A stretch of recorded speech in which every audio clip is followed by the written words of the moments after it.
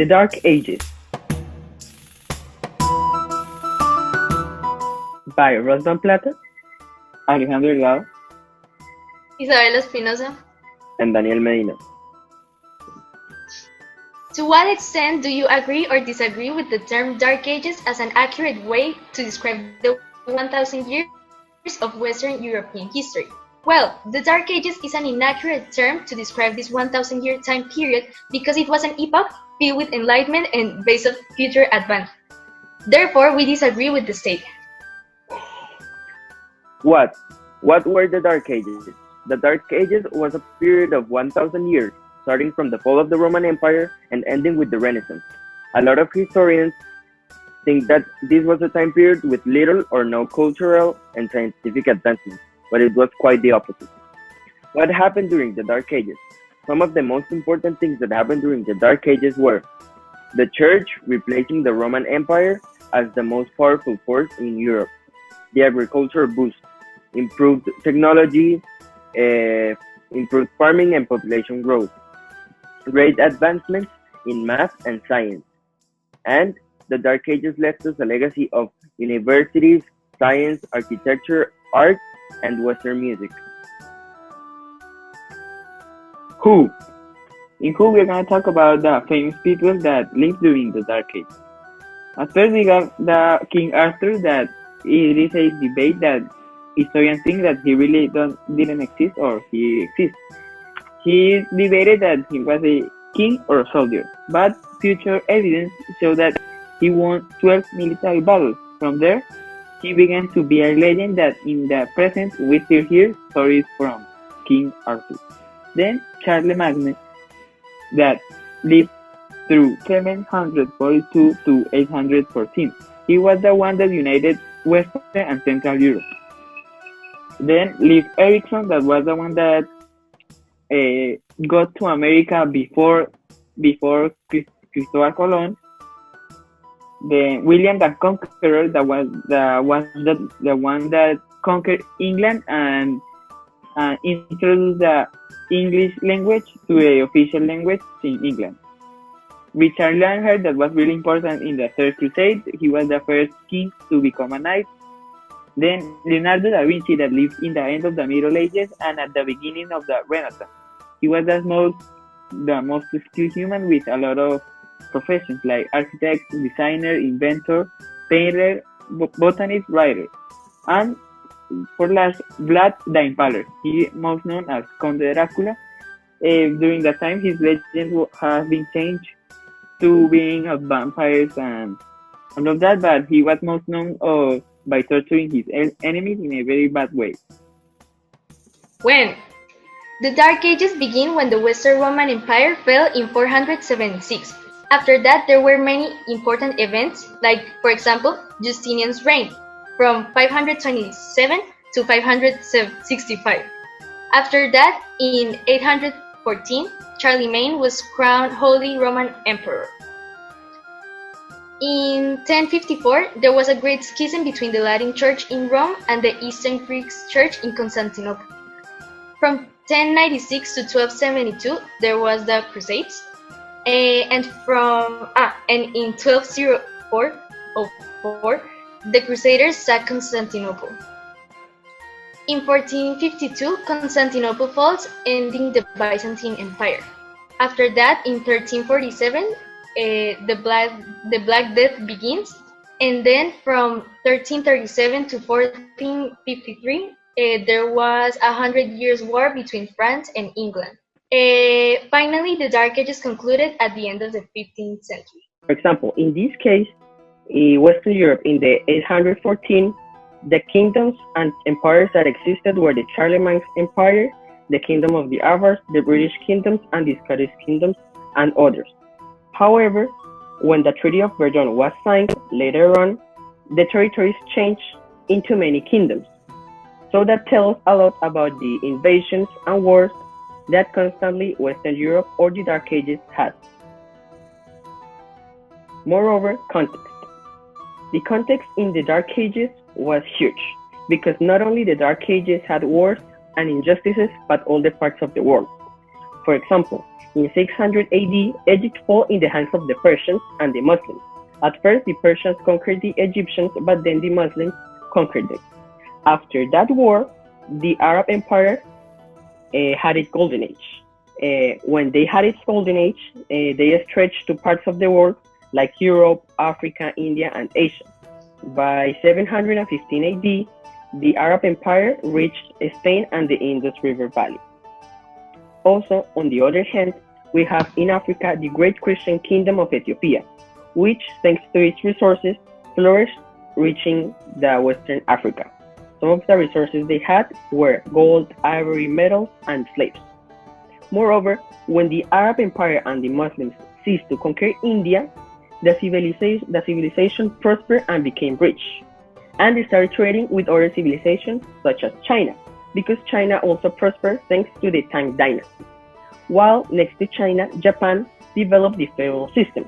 And in order to finish, the Maya civilization at the western part of the world reached its peak, reaching Peru and other parts of the western Latin America. Okay, so the Dark Ages flourished in many ways. Some of these was art, social, and religion. For example, the artistic aspect of the Dark Ages was important because people used it as a primary method to communicate between them and divine bodies. The social aspect of the Dark Ages was important because people were able to maintain stability without civil wars or rebellions due to them being devoted to religion. The religion in the Middle Ages was extremely important since it gave faith to the people when the nobility did not. Exemplification and creative elements. These three aspects of Persia are all connected because the religion were the ones that gave faith to society, and this faith caused that society is trying to give this faith back to the religion. So they created art and big pieces of art, beautiful pieces of art, and they made it for the religion. So it is all connected. It is all connected because religion makes society to make art for the religion. So connection, bond. Okay, so our creative element is going to be based in the different forms of art that they created. So we envision to create forms of art such as paintings, chants, musical creations, and theater plays in order to understand and profoundly comprehend what impact does the people had depending on these arts. Because as we said before, the religion communicates with the people thanks to these methods of art. Stereotypes. Many people think that the Dark Ages had a lot of stereotypes. So many people think that living in the Dark Ages was an age where no one wants to live, but this is wrong. The living in the Dark Ages was normal. It is not as good as living in a mansion, but it was not as bad as living in a cave. Another stereotype in the Middle Ages was that women did not have rights. This is a mistake because when a king is ill or is too young to make decisions, the queen is the one that makes the decision. So the queen is a important part in the kingdom. Another stereotype is that scientists were born by the church because they were trying to discover the world, but this is wrong because scientists instead they base on religion to make new discoveries. Another stereotype is that in the Middle Ages, since the Western Roman Empire fell, they had no technological advances. But this is a mistake again because if they made a lot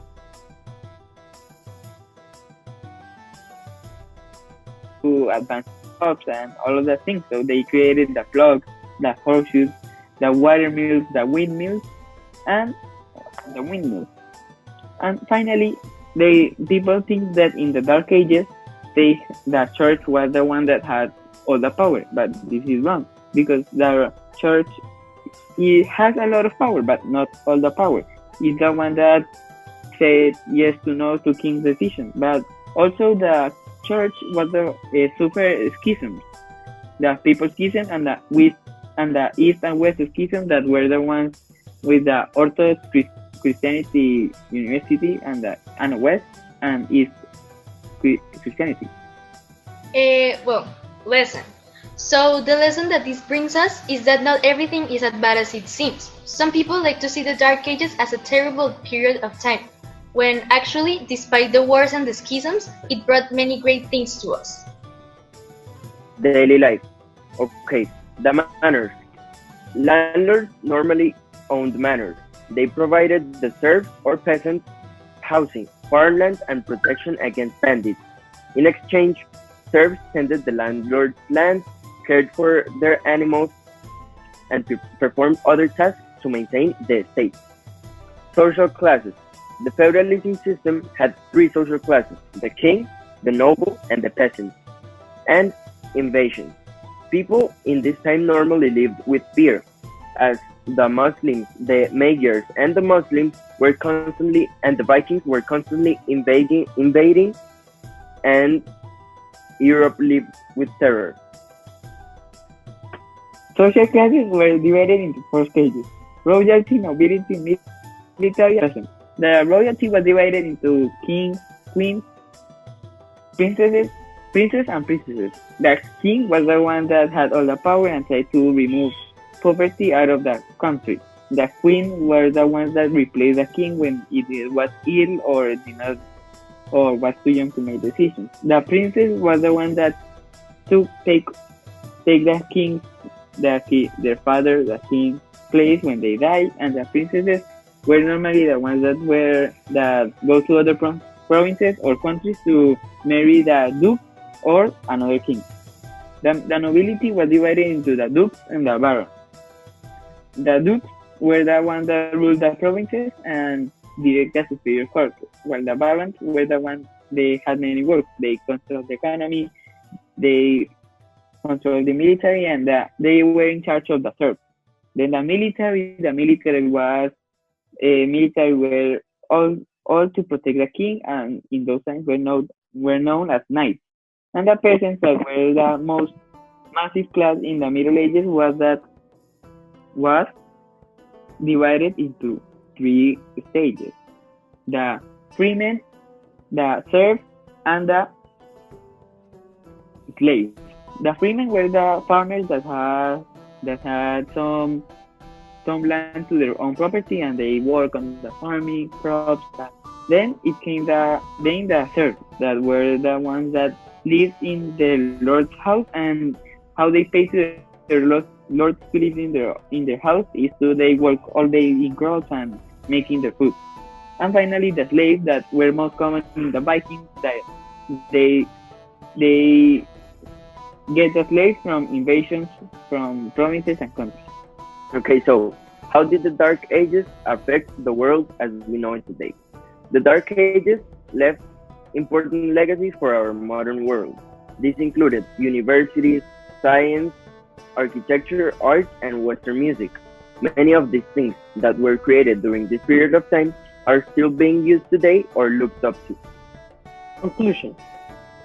Okay, so the Dark Ages weren't as dark as some historians depicted, and this is because of the rise of some aspects such as art and religion and the social aspects.